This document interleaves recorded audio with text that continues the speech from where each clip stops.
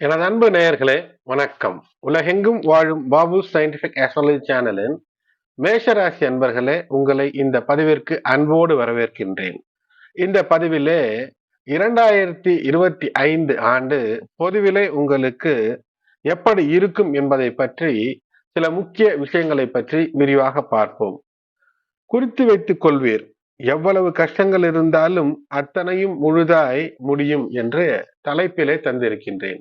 அப்படி என்ன சிறப்பு என்று பார்ப்போம். எப்போதுமே கிரகங்கள் ஒரு நன்மையை தரும்போது, ஒரு அனுகூலத்தை தரும்போது அதற்கு சோதனை போன்ற ஒரு இடையூறையும் தரும். இப்படித்தான் எல்லோர் வாழ்க்கை எல்லோர் ராசியிலும் அமையும்.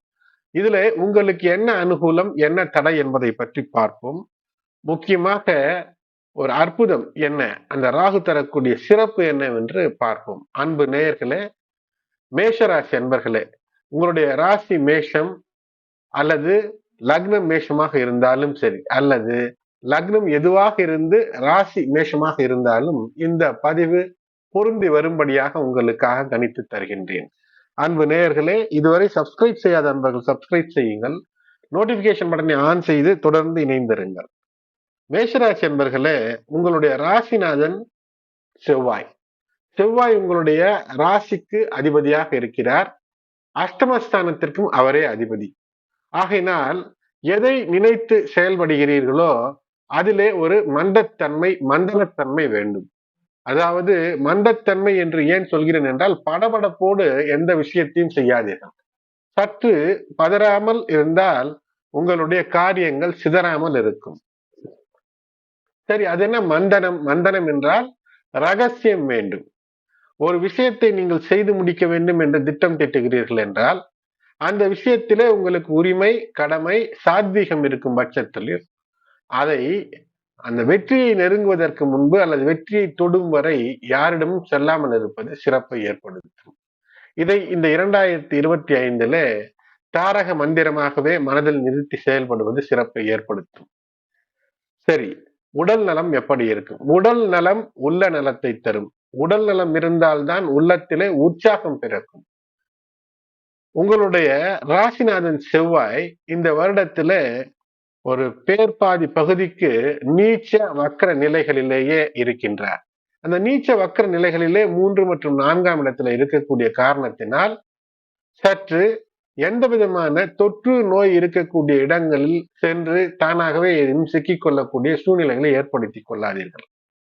கவனமாக இருப்பது மிக சால சிறந்ததாக இருக்கும். உடல் நலம் மிக முக்கியம். ஆகையினாலே எந்த விதமான உணவு விஷயங்களிலும் கூட தேவையில்லாமல் ஒரு வயிறு பிரச்சனையை தரக்கூடிய, அதுவும் குறிப்பாக பிப்ரவரி மார்ச் மாதங்களிலே வயிறு தொடர்பான பிரச்சனைகள், ஜீரண கோளாறு அல்லது அது சார்ந்த கேஸ்ட்ரிக் ட்ரபிள், இது போன்ற விஷயங்கள் தொல்லை செய்யக்கூடும். அதனால் கவனமாக இருங்கள். அதேபோல் காலையில் எழுந்தவுடன் வீட்டிலேயே சுகாதாரமான முறையிலே தயாரிக்கப்பட்ட உணவை சாப்பிடுவதையே நிரந்தரமான பழக்கமாக ஆக்கிக் கொள்வது சிறப்பை ஏற்படுத்தும்.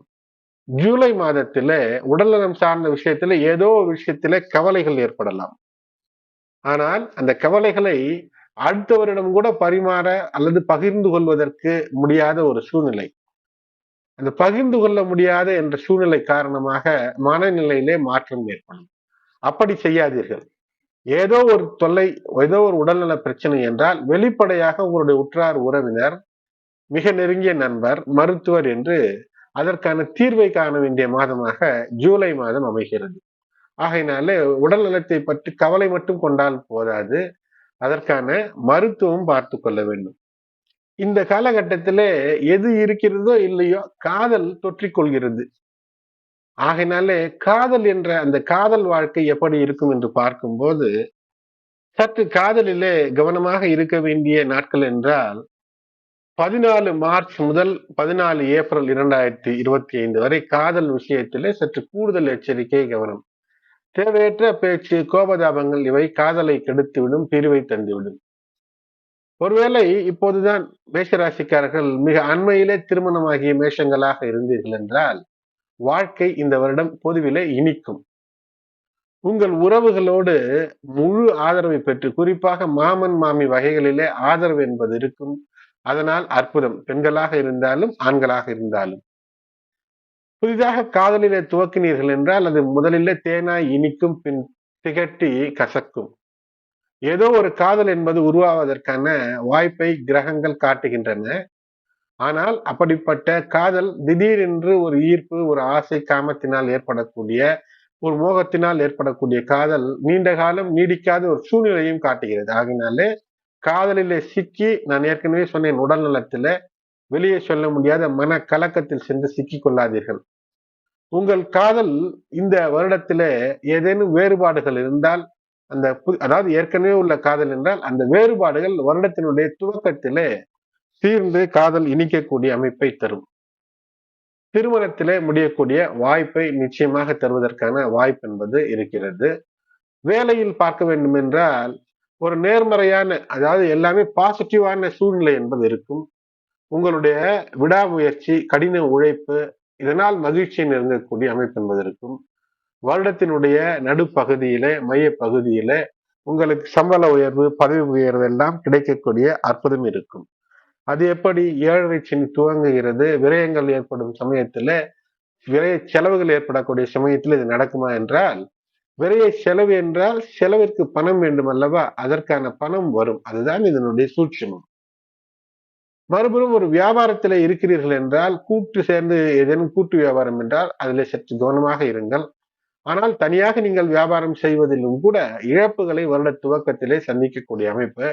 அதனால் தேவையற்ற ஆசை, பேராசை என்ற விஷயங்களிலே வியாபாரத்திலே அதிக முதலீடு செய்து ஏதேனும் வாங்கி வைத்து விட்டு விடலாம் என்று நினைத்தால் அந்த பொருள் விலை குறைந்து நஷ்டத்தை ஏற்படுத்தும். மேஷ ராசி ஆகிய நீங்களோ அல்லது உங்களுடைய குடும்பத்தில் உள்ள எவரேனும் வெற்றி அடைவதற்கு முன்னால் பணம் சார்ந்த விஷயத்திலே இருக்கக்கூடிய திட்டங்களை வெளியிலே புலம்பவோ பீற்றிக் கொள்ளவோ கூடாது. ஏனென்றால் நீங்கள் உற்சாகமாக மற்றவர்களோடு பகிரங்கமாக சொல்லிக் கொள்ளக்கூடிய விஷயங்கள் உங்களுக்கு எதிர்நிலைகளை தரும். ரகசியங்களாக காப்பாற்றி வெற்றிக்கான வழிகளை தேடுங்கள். பணம் வரக்கூடிய, பணம் எங்கு இருக்கிறது, நகை எவ்வளவு இருக்கிறது என்றெல்லாம் வெளியே சொல்லி அந்த ஷோ பிசினஸ் தேவையில்லை. லாபம் நஷ்டம் என்று பார்த்தால் ஏற்ற இறக்கமான வருடமாகத்தான் இருக்கிறது. எப்போதுமே கவனமாக இருங்கள். கவனக்குறைவு, வாகன பயணத்தின் போதோ வண்டியை பூட்டாமல் செல்வது அல்லது வண்டிக்கான பாதுகாப்பு விஷயங்களை மேற்கொள்ளாமல் செல்வது. இறக்கத்திலே வண்டியை நிறுத்துவார், ஹேண்ட் பிரேக் போட மாட்டார். அதனால் அது உருண்டு ஏதேனும் சிக்கலை தரும்.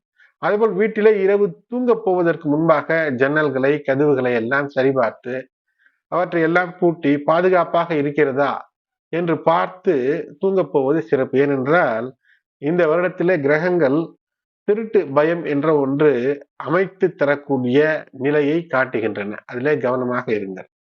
நல்ல பலன்களை கொண்டு வந்து தரக்கூடிய விஷயங்களில பார்க்கும்போது 30 ஆண்டு காலம் கழித்து உங்களுக்கு சனி பகவான் 7.5 சனியாக சோபிக்க போகிறார், பிரகாசிக்க போகிறார் என்றே சொல்ல வேண்டும். ஏனென்றால் மிகப்பெரிய பிரச்சனையெல்லாம் தருவதற்கு வாய்ப்பில்லை.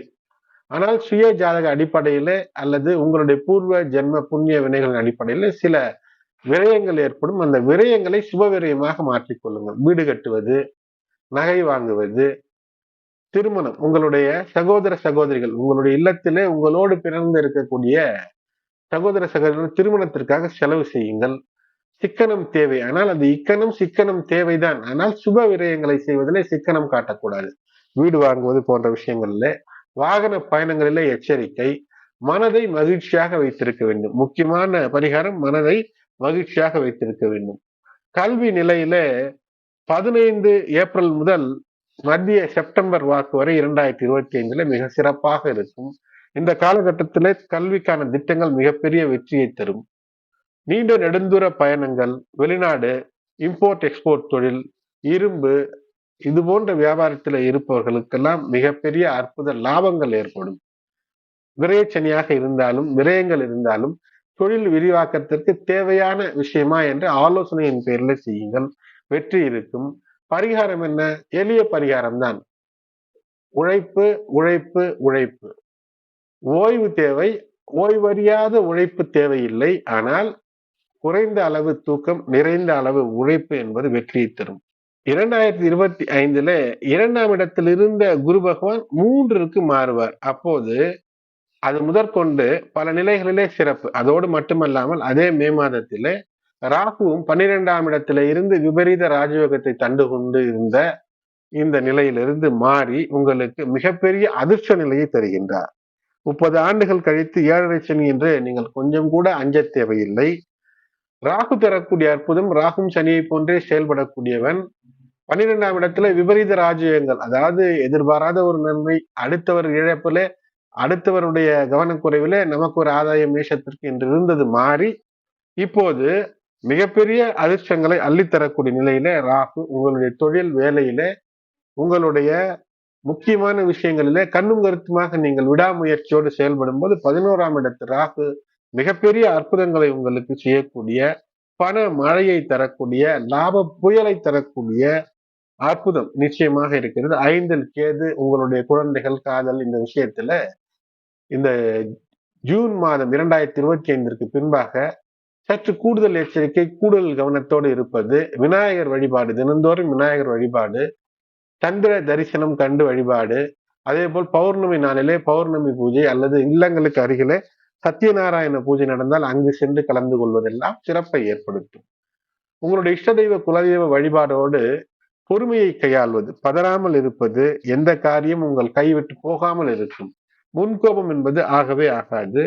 குரு பகவானுடைய அருள் என்பது இந்த மே மாதத்தினுடைய மத்திய வாக்கு முதல் திருமணம், கூட்டு தொழில், அரசு சார்ந்த விஷயங்களிலிருந்து வருமானம், பதவி உயர்வு, சம்பள உயர்வு, ஆன்மீக வழியிலே அதிர்ஷ்டம், அதே போல் மூத்தோர் வழியிலே அனுகூலங்கள், லாபங்களை எல்லாம் தரக்கூடிய அமைப்பை ஏற்படுத்துகிறது. ஆகையினால் 2025 29 மார்ச் 2025 முதல் 7.5 சனியாக சனி பகவான் உங்களுக்கு சோபிக்க, பிரகாசிக்க இருக்கிறார் என்றே சொல்ல வேண்டும். ஆகையினால் மனதை செம்மையாக வைத்துக்கொண்டு, முகத்தை எப்போதும் புன்சிரிப்போடு இனிமையாக வைத்துக்கொண்டு, வார்த்தைகளில் இனிமையை வைத்துக் கொண்டு இருக்கும் போது குரு பகவானுடைய அருளும் ராகுவினுடைய சிறப்புகளும் இருக்கும். அதே சமயத்துல தேவையற்ற உறவு, தேவையற்ற நட்பு, தேவையற்ற சட்டத்திற்கு புறம்பான விஷயங்களிலே பேராசையில் சென்று ஈடுபடுவது, ஆண் பெண் உறவுகளிலே தேவையற்ற சிக்கலிலே சிக்குவது என்று கவனத்தோடும் சிக்கிக் கொள்ளாமலும் கடமை கண்ணியம் கட்டுப்பாடோடு இஷ்ட தெய்வ குலதெய்வ வழிபாடோடு முருகன் வழிபாடு, உக்ர தெய்வ அம்மன் வழிபாடு, ராகுகால விளக்கு, அதாவது ராகுகால வேளையிலே உக்ர தெய்வ சன்னிதானங்களுக்கு சென்று விளக்கேற்றி வழிபாடு செய்வதெல்லாம் உங்களுக்கு 2025 செல்வ செழிப்பு உள்ளதாக நிச்சயமாக மாற்றும். 7.5 சனியின் பற்றிய கவலையை ராகு உங்களுக்கு அற்புத நிலையிலிருந்து தீர்ப்பார். அன்பு நேயர்களே, இதுவரை சப்ஸ்கிரைப் செய்யாத நண்பர்கள் சப்ஸ்கிரைப் செய்யுங்கள். பெல் பட்டன், நோட்டிபிகேஷன் பட்டனை ஆன் செய்யுங்கள். இந்த பதிவு பிடித்திருந்தால் லைக் செய்து மற்ற உங்களுடைய உற்றார் உறவினர் நண்பர்கள் மேஷ ராசியில இருந்தால் அவர்களுக்கும் ஷேர் செய்யுங்கள். காரணம், மேஷ ராசி ஆயிற்று, 7.5 சனியுடைய துவக்கம் ஆயிற்று என்று வருத்தப்படக்கூடியவர்களுக்கு மனதிலே ஒரு தெம்பும் உற்சாகமும் 7.5 சனி உங்களுக்கு சிறப்பை தர சிறப்பாய் துவங்கும் என்று, அந்த விரய சனி என்பது விரயங்களை சுப விரயமாக, கடன் வாங்கி வீடு கட்டுவது, திருமண செலவுகளை செய்வது, குழந்தைகளுக்கு நல்ல நிலையிலே நல்ல கல்விக்கூடங்களிலே அவரை பயிற்றுவிப்பது என்று பல நிலைகளிலே விரயங்களை சுப விரயமாக மாற்றிக் கொள்வீர்கள். தொடர்ந்து இணைந்திருக்கும் போது 7.5 சனி காலத்திலே அவ்வப்போது கிரக நிலைகளுடைய அனுகூலங்களை உங்களுக்கு நான் பதிவுகளாக கணித்து தொடர்ந்து தருவேன். நிச்சயம் பயனுள்ளதாக இருக்கும். சப்ஸ்கிரைப் செய்யாதவர்கள் சப்ஸ்கிரைப் செய்வதோடு மட்டுமல்லாமல் மற்ற உங்களுடைய உற்றார் உறவினர் நண்பர்கள் மேஷ ராசியில இருந்தால் அவர்களுக்கும் ஷேர் செய்யுங்கள். எனது அன்பு நேயர்களே, தொடர்ந்து இணைந்திருங்கள். நன்றி.